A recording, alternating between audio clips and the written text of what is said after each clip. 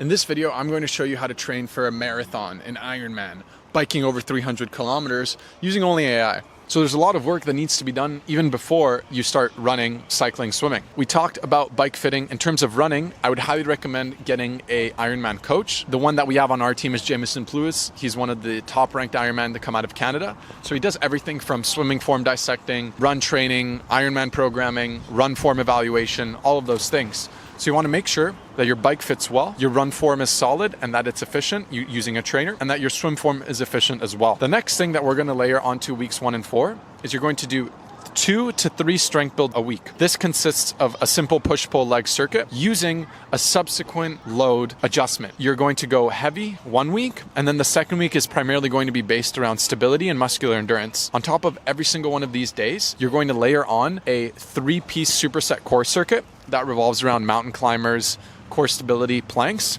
So that way your core is very engaged and that it fires properly on your run, bike, and swim. So just to recap, from weeks 1 to 4, the main focus here is make sure that our bike fits well, our running form is solid, and our swim form is solid. Afterwards, we're going to layer on strength training. So like we said, 3 strength workouts a week. And on top of that, all we're going to do is base work.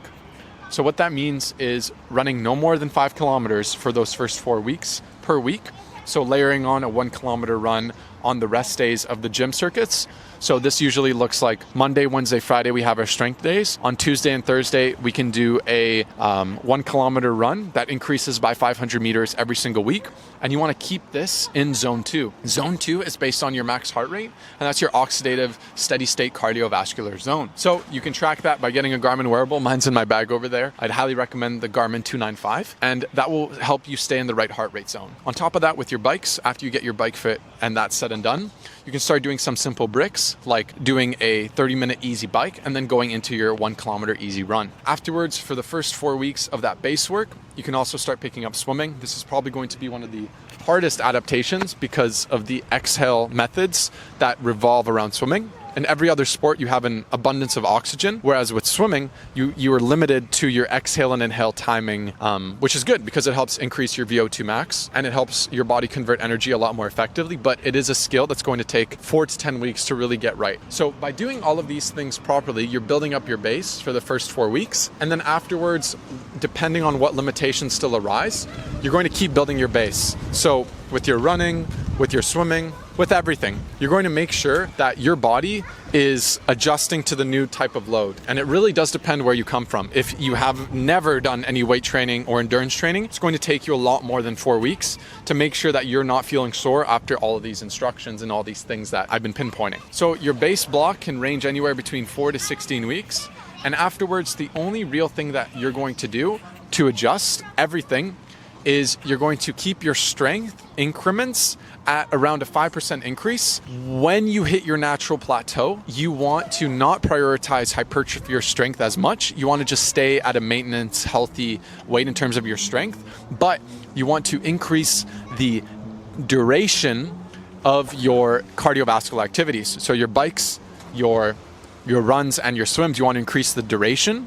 And you also want to increase the different types of heart rate adaptation. So I instructed you to do mainly zone 2 for the first 1 to 4 weeks. Now you're also going to layer on aerobic training, and you're going to layer on sprints and VO2 max increases. So what that means is eventually your Ironman training block is going to be anywhere between 1 to 2 years prep, and you're going to work up to that 180 kilometer bike ride, marathon, and the 3.6 kilometer swim by increasing your oxidative, your zone 2 cardio, and layering on at least 1 to 2 aerobic and upper level workouts a week in terms of your cardiovascular training. So that could be anything from a couple swim builds to a difficult bike workout on Zwift or outdoors, or climbing up a mountain on your bike, or doing sprints and track workouts. You can find a lot of training plans, and there's a ton of great training plans, especially Ironman builds on Training Peaks. So I'll link some of those down below for you. But the gist of it is, don't get too excited. Don't jump the gun. Don't try and be a hero right off the bat. The hype, the credits that you're going to earn, and the overall glamorization is not worth the damage that you're going to do on your body. I've seen it firsthand. I've coached a lot of people through Ironmans and high difficult sports, and I've done a couple myself. And I'm letting you know now that every single person in this sport is going to tell you the exact same thing. And obviously, like, it's a YouTube video, so I can't get into the specifics of where you are exactly, but make sure that you build the base properly. Use as much data, understand your body first before you start overloading it. Because whatever you overload, whatever you nitpick, whatever you put under a lot of stress, that is like a pillar. And if that pillar isn't solid, if your shoulder balance isn't solid, if your core isn't tight, it will break. And when something breaks, nobody can predict what's going to happen. You could tear a muscle, or you could hit a nerve, or you could have really bad indigestion forever. We don't really know, because it's difficult to know what happens before you understand and you do all the testing. And that's just technological limitations. And I don't want you to have to go through that. That's if you're gonna get one thing out of this video, it's do it properly, test yourself first, get professionals, build up your base, focus on 80% zone 2 training throughout the week.